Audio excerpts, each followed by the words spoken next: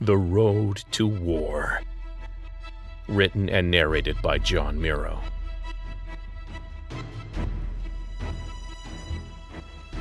Get more at servingworlds.com. 11. Lee watched the soldier through the sniper scope and thought about the road that had led him here. 2 years ago, Reach had been a happier place, ignorant of much of what was happening behind closed doors. Back then, Lee had been chief engineer for a Cairn Corporation mining facility, and in a dose of irony, it had been his knowledge of exactly what was happening under the surface that started him down the road to rebel and soldier. His discovery?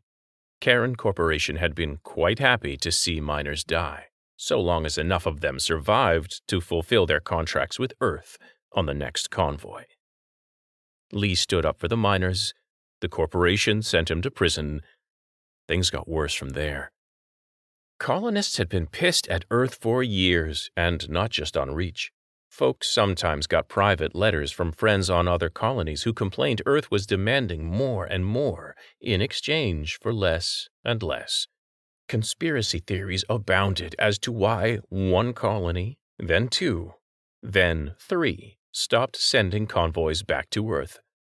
Fold travel was dangerous, but the rewards were unmatched in the history of the human race. Just squeeze a bubble of space-time through a hole in the fabric of the universe, and ships popped out on the far side of the galaxy in years instead of lifetimes. No more fear of your species being wiped out by one rock, one virus, or one war.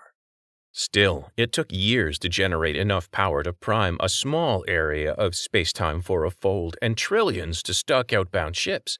Some of those ships would be lost in the churn.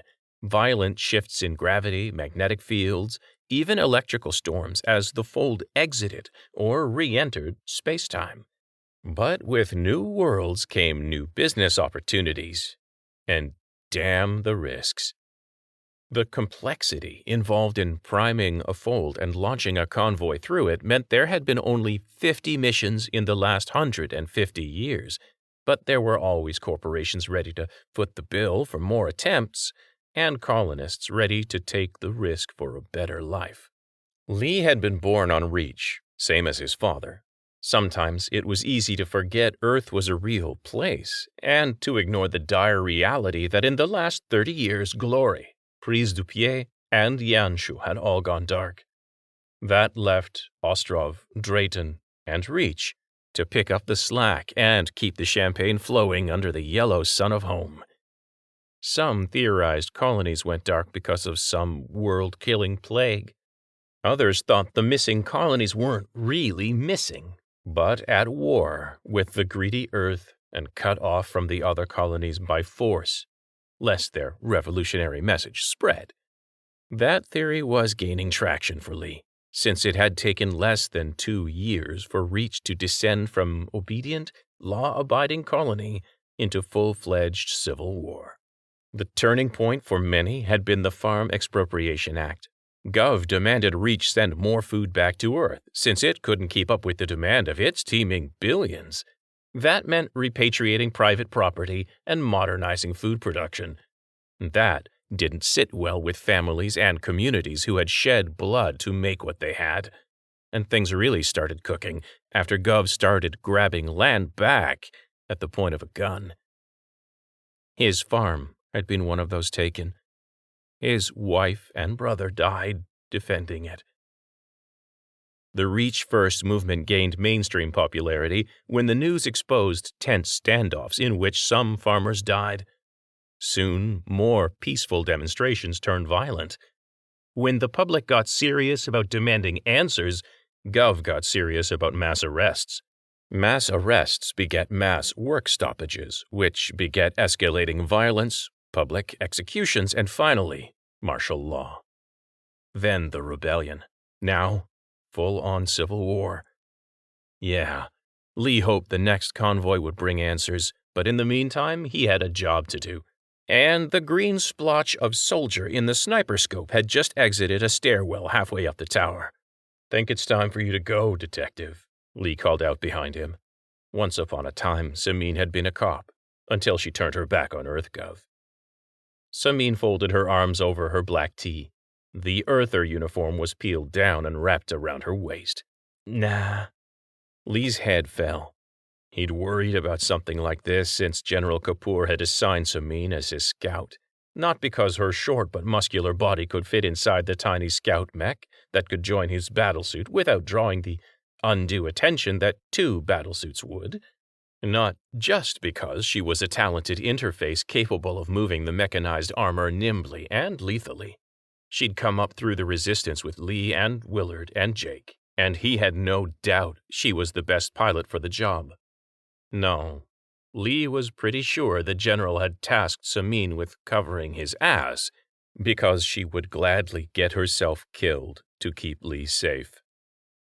Lee felt that same loyalty back, and he'd be damned if he'd let the woman get killed along with him.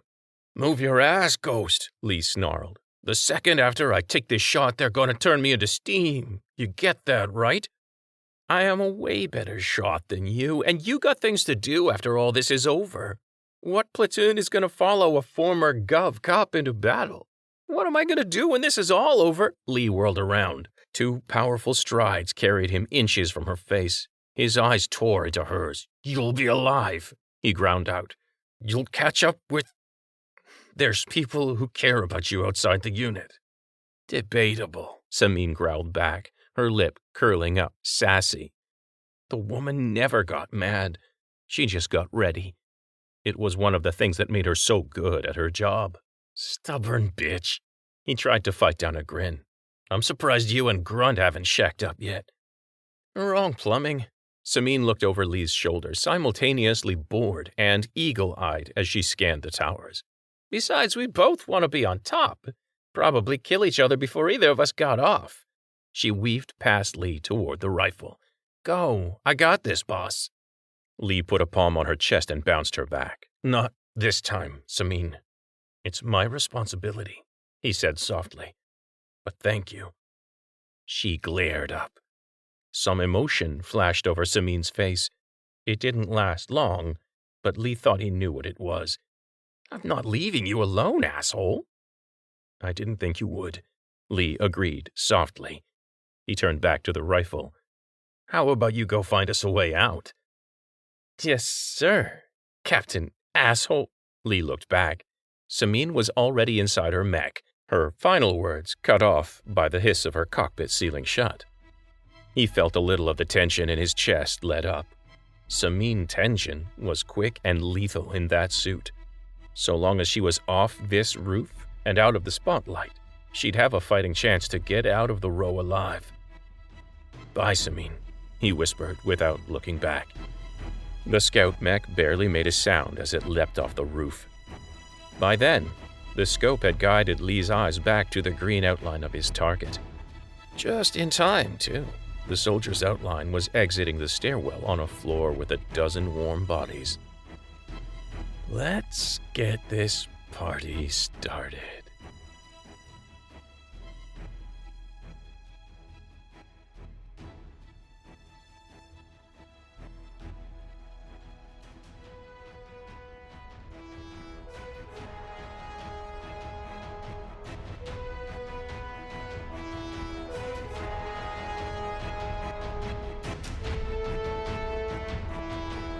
You have been listening to Reach, The Road to War.